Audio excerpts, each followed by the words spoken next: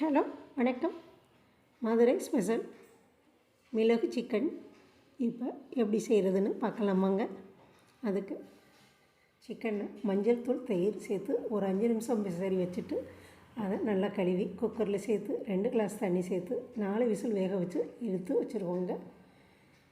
எடுத்து வச்சுட்டு சின்ன வெங்காயம் ஒரு 100 கிராம் தனியாக அரைச்சிடணும். 2 தக்காளி ரெண்டையுமே தனித்தனியாக அரைச்சி எடுத்துகிட்டு வந்துட்டு நம்ம இப்போ சிக்கன் கிரேவி செய்ய ஆரம்பிக்கலாமாங்க. 5 ஸ்பூன் கடலெண்ணெய் சேர்த்துருங்க. 1/2 ஸ்பூன் சோம்பு பொரிஞ்சதும் நம்ம அரைச்ச வெங்காயத்தை சேர்த்துருவோங்க. சேர்த்துட்டு ஒரு பச்சை மிளகாய் கீரி சேர்த்துருங்க. கருவேப்பிலை இருந்தால் 2 கொத்து இந்த சமயம் சேர்த்துருங்க. என்கிட்ட கருவேப்பிலை இல்லை, அதனால் நான் அதை சேர்க்கலைங்க. நல்லா வெங்காயம் வதங்கவும் அரைச்ச தக்காளியும் சேர்த்து நல்லா வதக்கிடணுங்க. அது வதங்கவும் 1 ஸ்பூன் இஞ்சி பூண்டு பேஸ்ட்டு சேர்த்து வதக்கிடுங்க. அது ஒரு 5 நிமிஷம் நல்லா வதங்கவும் அடுப்பு கம்மி பண்ணிடுங்க.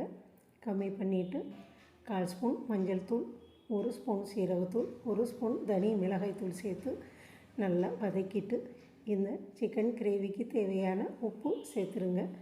சேர்த்துட்டு நம்ம வேக வச்ச சிக்கன் சேர்த்து 2 ஸ்பூன் தயிர் சேர்த்து நல்லா கிளறிடுங்க.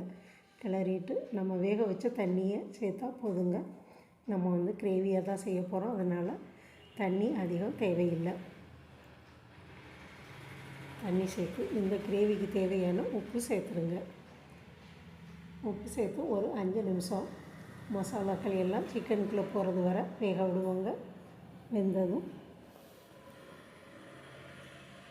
நல்லா எண்ணெய் பிரிஞ்சு வருதா பாருங்கள். எண்ணெய் பிரிஞ்சு வந்துருச்சுன்னா அதில் 1 ஸ்பூன் பெப்பர் தூள், 1 ஸ்பூன் நெய் சேர்த்து நல்லா கிளறி கொத்தமல்லி புதினா அலங்கரித்து இறக்கி பரிமாறி சாப்பிட வேண்டியதாங்க. இது சூப்பரான டேஸ்ட்டோடு இருக்கும். இட்லி, தோசை, சப்பாத்தி, ரைஸ் எல்லாத்துக்குமே ரொம்ப சூப்பராக இருக்குங்க. நீங்களும் இதே மாதிரி ஒரு தடவை செஞ்சு சாப்பிட்டு பாருங்கள்.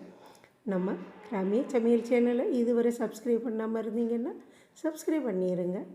நன்றி, வணக்கம். பாருங்கள், பார்க்கவே ரொம்ப சூப்பராக இருக்குல்ல, சாப்பிடவும் நல்ல டேஸ்ட்டாக இருக்குங்க. நன்றி, வணக்கம்.